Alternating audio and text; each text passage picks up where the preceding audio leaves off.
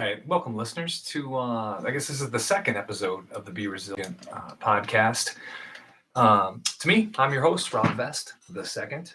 And I want to say I'm generally, I'm super thrilled to have you joining me on this journey today. I'm going to do my best today to stay a little more on task than last time. Rambled on for about 20, 25 minutes. I'd like to get this one in 12 or 15, maybe even less, maybe even less. So what I'm looking to do today is I want to dive deep into the foundation of the podcast and the inspiration behind my book, The Be Resilient Method. Hopefully this episode will quickly serve as kind of a bridge between, personal stories of mine of resilience and then a broader important, maybe the bigger picture of what I expect, or maybe how I expect resilience will connect to society, right? Let me see. Let's see. Let's set a couple of goals. By the end of the discussion today, I'm hoping that you're going to understand my own personal journey through resilience. I'm going to tell a few stories about my time in the Army, a few stories about me nearly crushing my CrossFit business, and maybe a quick story about COVID and how we survived that. But you know, I'd like you to kind of open up your mind to the idea of where you feel you are along this kind of vastly huge spectrum of resilience, and try to relate some of the things that we do. And so now I'm going to move on. First is trying to follow an outline, and those of you that know me know I'm fantastic at staying organized and staying on task. But I guess the first times as an adult that I faced having to be truly resilient were a couple times in my journey through the Army. I joined in 1996, and I had every goal of jumping out of airplanes and becoming an airborne ranger, which for those of you that know, is a pretty high speed, pretty demanding job. And I failed. I failed at it miserably.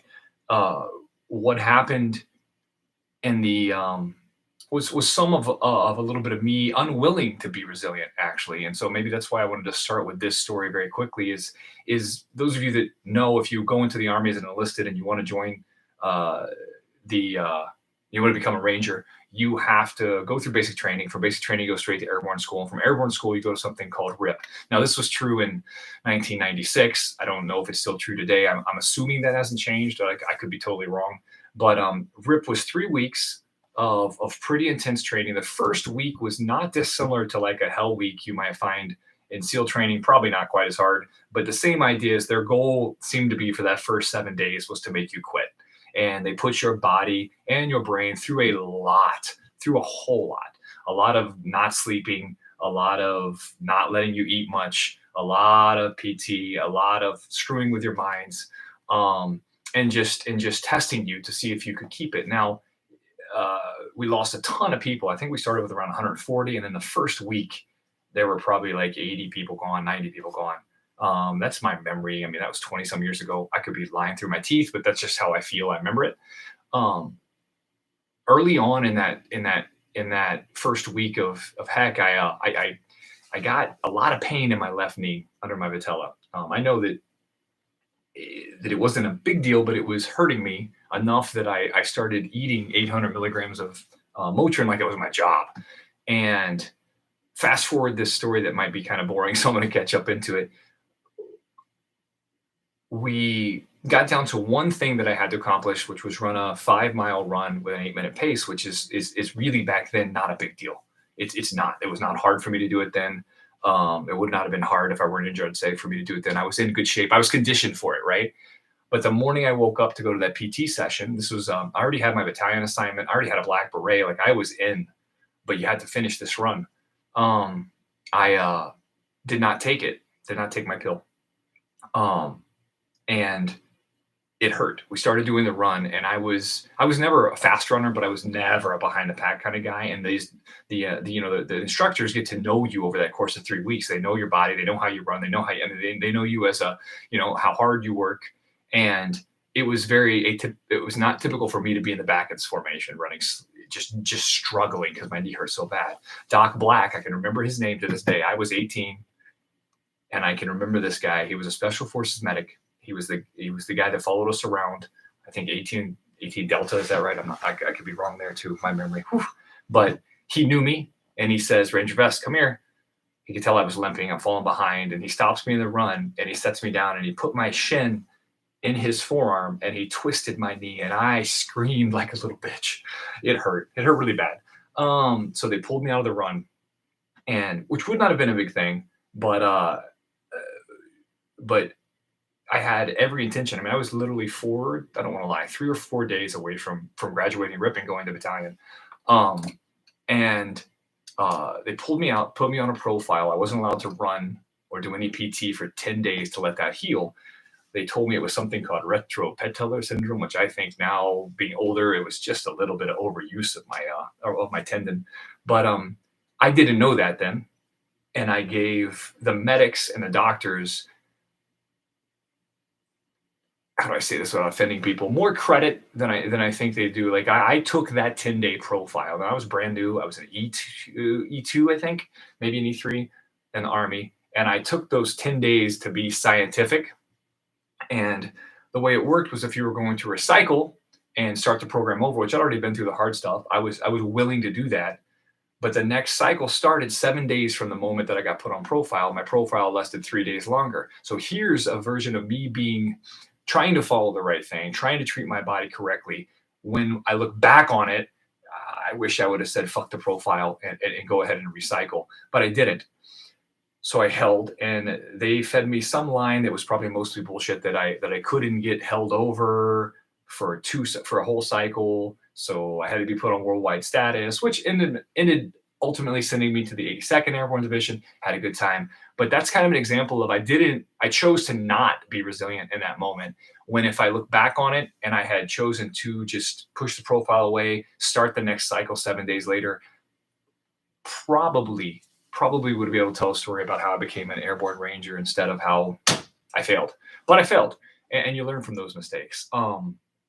Now, the next thing of becoming resilient was on my eighth jump in the 82nd, my eighth jump out of the airplanes. I made I lost air about 100 feet from the ground, got taken air a little bit, and bounced off this guy's chute and slammed my left hip into the ground pretty hard. And I did something to my pubic symphysis that caused it to sprain. Boop. And I think that it's not that I got hurt and then I healed and I ended up jumping more after I hurt myself 11 months later. The resiliency in this moment came in that I was broken. I was hurt. I wasn't broken. I was hurt. But looking at me, I didn't have a cast on. You couldn't, other than a bruise on my hip, you couldn't tell I'd done anything wrong. It was all internal. Now I couldn't use my pelvis. My core was up. I had to sit down when I took showers. I had to walk on a crutch. But the hard part for me was the unit that I was in was pretty high speed. And there's this, when you are broke dick, for lack of a better word, you get shit on quite a bit. You get made fun of, you get poked at. And my situation was so challenging because you couldn't look at me and even tell I was injured. It's not like I had a cast on. It's not like I was even swollen that much on my hip. It was so internal. And I had to dig deep and deal with these challenges of being made fun of by my peers, of being rocked about. And I'm not complaining. I think it made me tougher overcoming it. And I understand why I got picked on. It was an infantry unit. You're not supposed to fucking be a shitbag. But knowing in my heart that I was injured, and then getting back and even becoming in better shape post-injury. I ran my PT test faster. I maxed my PT test for the first time after I hurt myself, right? And so it was a bit of this, what I think the biggest picture of this whole thing was, even though I got picked on, even though I got made fun of a bit, one of the best things that came out of it was I learned to not take movement for granted. It was the first time in my life that I couldn't just take off and run, that I couldn't just take off and go do something that I wanted to physically with my body. I was limited because of my injury. And buddy, you better believe that really springboarded me forward. Maybe even as I'm talking now, it might have been one of the early catalysts of me taking my life the direction that I did, which was pursuing fitness and health. I've never really connected those two until I talked about it right now. But so that was a challenge. It was a physical challenge that I overcame. It helped me be resilient. And Then we move on to fast forward. That was 1997. Now we're looking at 2000 and 5 years ago, 2003. No, I'm sorry, I can't do the math. 22 5 2017, and I I put myself in position in business where I got in a hole through some predatory loans that I took to try to cover losses that I had, and I could not keep up with it. And I had to make a whole lot of difficult decisions, like firing people that were friends that to this day are probably still not over it, that I had hired recklessly and thought I could support, to being told by mentors and people that I respect a ton that are more successful in me than business, that love me, that are in my family even. I've been told I took my business, I don't want to get into the intricacies of it, to a spot where it was close to failing. And I got told by more than three people that I should just choose bankruptcy and get a real job. Um, and I wish I could connect with you why I didn't.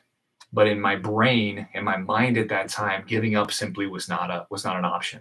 I couldn't imagine myself going to sit in a cubicle and work. And I'm not talking bad about people that do it. I just, for me, I couldn't imagine getting a job at Geico and making probably more money than I make right now, to be perfectly honest. It's just, it was not for me. Now, when we go back to the first blog post, the only thing I can tell you about how I knew I couldn't quit was because I believed in myself. And maybe I connect the mission of what my goal is in life or in CrossFit Williamsville is to help people better themselves through movement, eating right, and mindset. And I thought if I take that away from me, what else am I doing? So I knew I wanted that. And I also believed in myself. And I'll credit my wife, who had people she respected in her life tell me I should quit. And she supported me. And I'm thankful for have that support. So it goes back to belief in yourself. It goes back to having that support system built in. And maybe in future episodes, I'll talk a little bit about how you can cultivate that environment that's supportive if you don't come from one that already is. That might be a big note. But those were the big three lessons in resilience that pop up. And then I'm always confronted with the idea of um of COVID, which is so funny how life tends to test you. I had nearly bankrupt my business, had spent 3, maybe almost 4 years climbing out of that bankruptcy, got all my predatory loans paid off, got everything taken care of, was in a very high upward spike in the first quarter of the year that COVID hit us. And then after that 3 months, boom, COVID comes in. New York State chose to shut us down as a gym for 6 or 8 months, and it was a fight. But what I can tell you helped me through that was, even though I lost over a third of my business, it was the other two-thirds of these people who loved me, who cared about what I built here enough, that stayed with me and paid me a lot of money every month to deliver them Zoom classes and let them rent my equipment for that course of time. And then that came back. I'm eternally grateful. But I think their support was the reason I didn't quit. I know a lot of gyms weren't as fortunate as me, but all I can say is, again, we're looking back at I believed in myself. I also had a supportive environment around me, but I also chose optimism. I chose optimism. I didn't blame Andrew Cuomo for shutting my gym down. I didn't blame the virus. I actually took a moment in time where I was like, Rob, this is why 3 years ago you should have launched an online training business, so that you were making enough supplementary income that if your business got taken away from you, I mean, a lot of maybe some of the birth of me writing these books and delving into this more online presence was sparked because of my failure to do that during during uh during COVID. So what I'm getting at is just, I can't talk about it enough, is that having that mindset and that self-belief is going to help you. Now, in the face of these challenges, I want to share a little bit of the overview of the book and how I wrote it. I won't dive into the chapters, but maybe the next one I'll outline each chapter of the book and we can talk about it. But I think in the face of these challenges, both professional and even personal, I really started to develop this need to kind of encapsulate the true essence of what resilience is. And even now, as I've written so many pages about it, as I talk about it, it seems to be almost this thing that is just in the ether and you can just grab at it, but you can't really do a good job. I mean, I could give you a book definition of it, but I'm not sure it speaks to what resilience really is, but it's certainly there when you see it and when you experience it, right? It's one of those amazing things. Um, but so the goal is to not just give it this concept, but to try to bring it down to its essence and present it as a tangible, actionable method. It's difficult, but fuck it, I'm gonna give it a shot, right? So thus was from those thoughts were born the resilient method, the Be Resilient method. It's 12 steps. I may be tightening that up a little bit, but for right now, it's at 12 steps. And it's not just a collection. This book is not just a collection of anecdotes or advice, but it should act as a comprehensive step-by-step guide that's designed to equip the readers or you guys, with some solid tools, how to develop the proper mindset, give you practical strategies, right, that are all needed to overcome adversity and thus become more resilient. Um, I, I guess the biggest, I've set up as a series of structured modules that are going to combine importance of self-awareness, physical fitness, how to embrace challenges, and even more stuff. But they're going to each build off the last method. And I guess if I had to sum it up, my primary aim in writing the book is going to be to ensure that no one that reads it would feel ill-equipped or alone, right? Hopefully, me writing this book, jumps forward and we get into online presence of a Be Resilient community. But the goal of that would be that no one has to face these moments alone, right? I mean, it's inevitable that we're all going to face hardships in our life. Every setback, every challenge. If you can take them and look through them with the lens of how resilient and capable you are, it's just going to become a huge. I think it's going to become a huge stepping stone to your greater growth and success, right? I kind of wrote a bit of an essay, and I'm going to try to just go on it, and I'll end it up soon. But in today's rapidly evolving world, and this is a little bit from the introduction, the importance of resilience cannot be overstated. We live in an age of unprecedented change, right? Whether it's technologically, socially, environmentally, every single day we're met with new challenges, uncertainties, disruptions. And while we can't always control these external forces, what we do have control, right, is our internal response to what happens. That is carbon copy, Stephen Covey. I don't want to take credit for that. But resilience is not just about bouncing back. It's about moving forward with strength, wisdom, and grace, right? And it's really about transforming our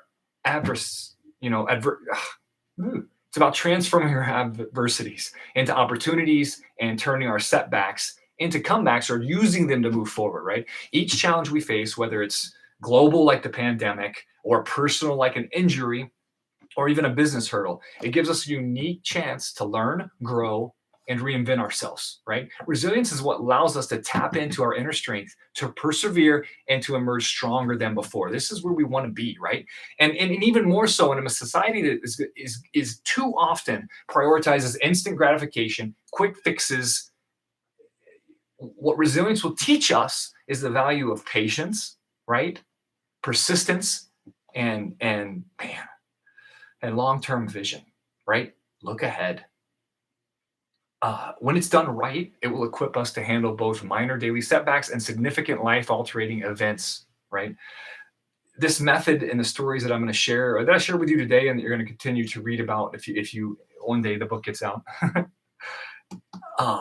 My goal is to inspire and ignite this kind of spirit in every single one of you guys that are listening, or every one of you that read, right? So as we wrap up today's episode, I want to urge each one of you to reflect on your own journey of resilience, right? Remember, it's not the adversity, but our reaction to it that really defines us.